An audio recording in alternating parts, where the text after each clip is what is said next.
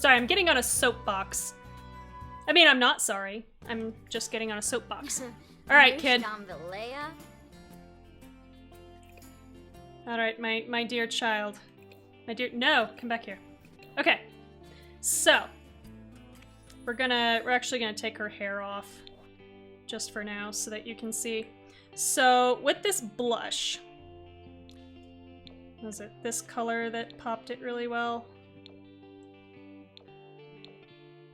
That one. That's not too bad for this color. So, where these lines are really harsh, do you see how when I hover over this, this is what you can, like, push-pull to change the shape of their face? So, like here around the brow, you can see where it outlines where the brows are. There where the eyes are, how close or far apart they are together. Here's where you can edit parts of the nose. And if you go into detail edit mode, like here's where you can edit the bridge of the nose, so you can see that line. Do you see how flat that is between those two lines? That's where you start running into problems. And then here along the brow, you can see these two lines here on either side where you can adjust how the brow looks. So that's where I can pull the forehead in and out. So what I'm thinking is happening, because the texture essentially is crunchy in several areas. It's crunchy here, which is where you can move stuff. Here where you can move stuff. Presumably here where you can move stuff. Also here, because you can move stuff here. And I think it literally is just that the meshes are not fine enough in these areas. Because you can see, like, if I pull that out, where it's changed is pretty much right where that line is. And so we're seeing it because of the way they've designed this blush, and it's like, ah, damn, this looks really bad. Now, let me show you, because, I mean, this is with one of the lightest skin tones, I'm gonna add.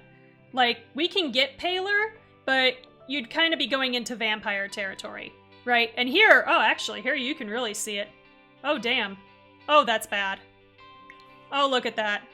So the design of the blush is bad, but also, like, see how you can, right here on the left next to the eye, you see how you can literally see that super harsh line? Like, the nose has a curve to it right there. It's not a sharp line like they've drawn here. And then this texture just kind of looking different here at the bridge of the nose from everything else. This, see how sharp this line is around her lip, how much that pops? Because we kind of have a diffuse light source from kind of behind the camera, right? But it's popping really hard in some of these areas. Now, if I come in here and I put this skin tone on, first of all, she looks ridiculous and she's not going to stay like this. But, and then we change this makeup to something that pops a little bit more on that skin tone. Let me see if I can find one. Or is that going to be my best one? Oh, no, that did it. So, and then, because then if we come back in, do you see this nasty line right above where the eyebrows move? That cut? You're seeing it again. So that's where the texture...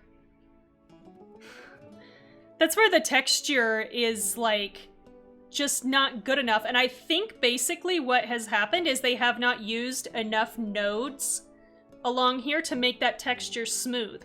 So you see it really hard in these darker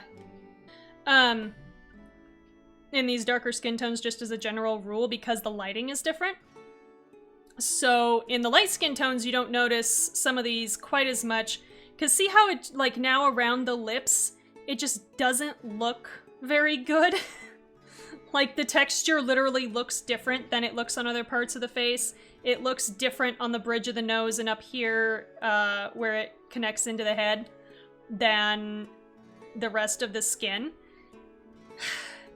Like, so, you know, casting aside the problems that we have with all of these skin tones, like, we really don't have that many for dark colors, and they're all, like, that's the warmest dark color we have, and it's still not good. Like, again, now you can see that popping out even a little bit more. And then as you go up, it's like, we get like, it's not even a cool undertone. It's like ashy. It's weird. So casting aside the problem that this is all we've got, like, because of the way the light reflects off the mesh, just putting a dark color behind it makes you see all these problems a lot more clearly. So, I think that's part of your problem, to be perfectly honest. Just the mesh itself, because I think they're using just one standard mesh for all the skins, and you can't do that. Like, you have to understand that these colors of skin are going to behave differently under different lighting. That's why, oh my god, it's so bad. Like, it's so bad. I don't even hate the idea of having the blusher come up this high because it's like a contouring thing, but it's just not blended well. I mean, EA has weirder blushes in their, you know, litany of makeups in here, but oh, it's just so bad. It's so bad. Okay, there we go. So anyway, that was my, you just got all my shower thoughts. Because I was literally thinking about this in the shower before I came out to do this, was like, why is this so bad? And I am pretty sure it's because of the, like, every spot that you see it is where something can move.